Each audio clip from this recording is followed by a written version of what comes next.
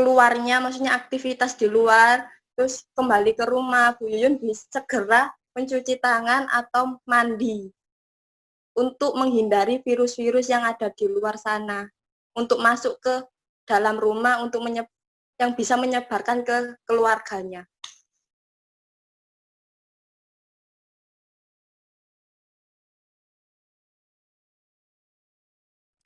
Terima. Ya Mbak, makasih.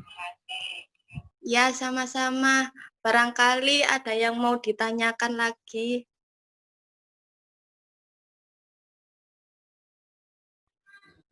Soal apa itu kan anak-anak. Sekarang kan beritanya anak-anak juga terjangkit COVID ya. Terus kan namanya anak kecil kan maunya main sama teman-temannya. Kan sudah dipegangin HP atau TV kan kadang kan boring. Sudah, pokoknya terus caranya tuh gimana? Kok makin menakutkan seperti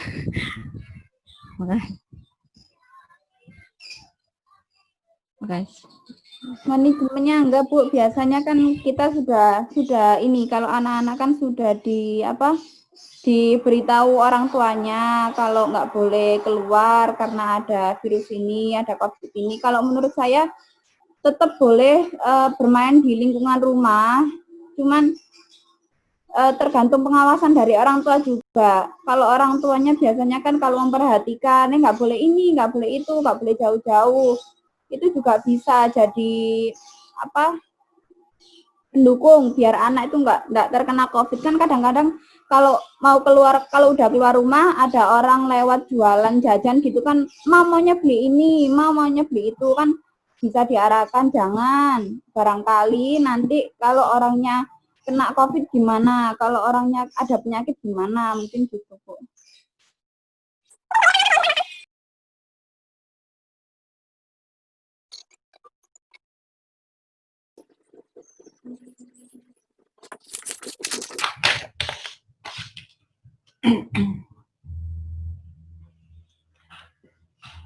Bu Yuyun masih bersama kami?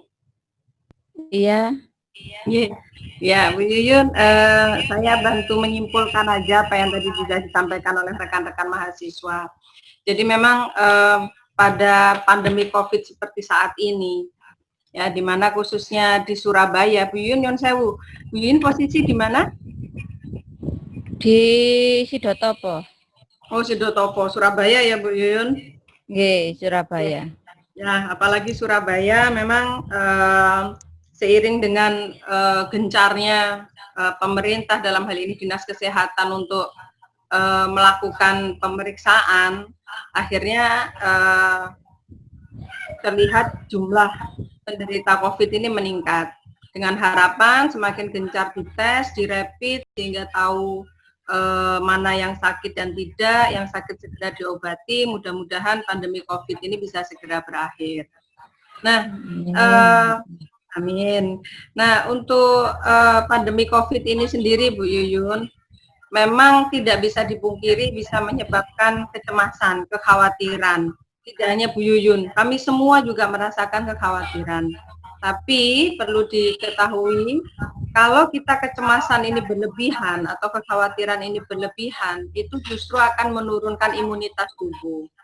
Karena itu saya mengambil satu pendapat gitu ya, satu nasihat bahwa orang yang bisa bertahan itu bukan hanya orang yang kaya atau yang pintar ya, tapi adalah orang yang mampu beradaptasi, Bu Yuyun. Jadi pada saat kondisi seperti ini yang kita harus lakukan adalah kita harus mampu beradaptasi. Beradaptasi dalam hal apa? Tadi seperti yang ditanyakan Bu Yuyun. Yang pertama, kalau di rumah terus ya bosan ya Bu ya. Iya Bu, kebetulan saya sendiri juga posisi bekerjanya di rumah, jadi hanya sekali-sekali saja ke kantor hanya dalam bentuk piket. Itu merasakan sekali kebosanan, pingin rasanya itu keluar, pingin jalan-jalan kayak dulu begitu ya, ke mall, jalan-jalan ke ke daerah wisata begitu. Tapi ini sebenarnya salah satu bentuk adaptasi kita gitu ya. Kita sadari bahwa dengan di rumah itu kita tidak hanya menyelamatkan diri kita, keluarga kita, tapi juga dengan orang lain. Nah, sekarang bagaimana mengisi waktu di rumah supaya tidak bosan begitu. Jadi Bu Yuyun bisa menggali kembali hobi-hobi yang dulu mungkin nggak pernah dilakukan gitu ya. Saya pingin jahit, saya pingin bertanam, saya pingin berkebun atau aktivitas apapun. Monggo itu digali lagi, kemudian dibuatkan jadwal harian sehingga dari pagi sampai sore itu nggak cuman rebahan gitu. Jadi banyak aktivitasnya. Mudah-mudahan dengan banyak aktivitas di rumah itu bisa menghilangkan kebosanan. Kemudian apa nggak boleh keluar rumah? Boleh, Bu, boleh keluar rumah. Akan tetapi kita kalau pas keluar rumah harus patuh protokol istilahnya gitu, patuh dengan apa saja yang harus kita kerjakan saat keluar rumah. Catatannya adalah minimalisir kontak ya, kontak dengan siapa? Dengan orang lain. Karena kita nggak tahu apakah dia juga positif COVID dan lain sebagainya. Sehingga hindari kerumunan. Jadi kalau Ibu mau jalan pagi sambil olahraga itu justru dianjurkan Bu Yuyun. Jadi jalan pagi sambil berjemur, sambil olahraga, tapi jangan ngajak-ngajak tetangganya. Nanti tetangganya satu RT diajak, ayo ngaku yuk. Oh, jangan. Ya. Jadi jalan pagi sambil gerakkan tangannya, sambil senam, sambil berjemur, boleh sama suami, sama putra-putrinya, itu aja boleh Bu. Jalan gitu setengah jam, itu justru bagus meningkatkan imun. Gitu nih. Jadi kemudian kalau memang harus ini Bu ya, kita nggak bisa di rumah terus ya, termasuk saya. Sekali waktu apalagi kita perempuan harus ke pasar ya Bu Yuyun ya. Iya. Harus belanja, apalagi kalau sudah stok sayurnya habis, stok ikannya habis, mau nggak mau harus belanja. Nah, kalau saya pribadi ketika saya harus keluar belanja, itu saya niatkan saya keluar belanja untuk kebutuhan rumah tangga, jadi niatnya itu yang pertama. Kemudian yang kedua saya niatkan saya juga sekalian untuk refreshing begitu. Artinya apa? Saya lepas pikiran-pikiran buruk begitu ya, sehingga waktu belanja saya benar-benar nikmati. Cuman menikmatinya jangan kalau belanja mestinya hanya setengah jam itu jadi 2 jam juga jangan, Bu. Ya. Nah, ketika kita keluar untuk belanja, protokol itu harus diterapkan, Bu. Dengan cara apa? 1, masker. Kemudian upayakan menggunakan baju panjang, maksudnya baju lengan panjang, celana panjang, begitu atau rok. Kemudian bawa hand sanitizer, bawa tisu basah kalau perlu, okay? Gitu. Yeah. Jadi setelah kita harus waspada tetap Bu. Jadi apalagi di tempat umum, kita nggak tahu ketika orang itu habis bersin, kemudian bersihnya menggunakan ditutup pakai tangannya itu nempel ke pegangan atau tembok atau apapun. Nah itu ketika kita pegang kita akan tangan kita sudah membawa virus. Nah itu kalau kemudian kita pegang hidung atau ke mulut, ke mata, maka virus itu masuk.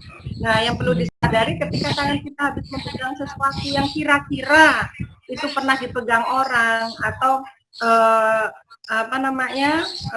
ada virusnya. Nah, itu fungsinya hand sanitizer. Jadi monggo harus segera langsung dibersihkan tangannya. Nah, sampai rumah jangan langsung masak dulu, Bu. Jadi sampai rumah taruh belanjaan, bersihkan badannya, lepas semua baju, mandi bersih ya, baru kemudian mulai masak. Ya, kemudian bahan-bahan makanan terdapat mungkin kalau memang bisa dicuci terlebih dahulu yang bersih. Jadi begitu Bu.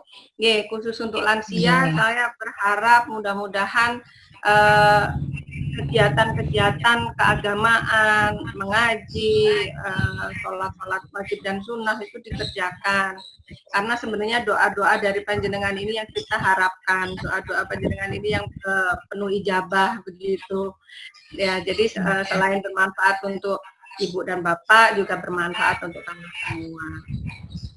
Nah, untuk COVID pada anak, Bu Yuyun, jadi memang COVID ini tidak pandang usia, Bu, tidak pandang jenis kelamin. Mulai bayi baru lahir sampai lansia itu bisa bisa terkena. Karena itu kewaspadaan, protokol ketika kita keluar rumah atau masuk rumah itu betul-betul harus dijalankan.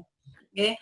Jadi kalau orang bilang, alah, wong loro, mati, jodoh, rezeki itu sudah dari yang di atas. Loh, iya betul Bu, dari yang di atas. Tapi kita wajib untuk berikhtiar. Nah ini bentuk salah satu ikhtiar begitu.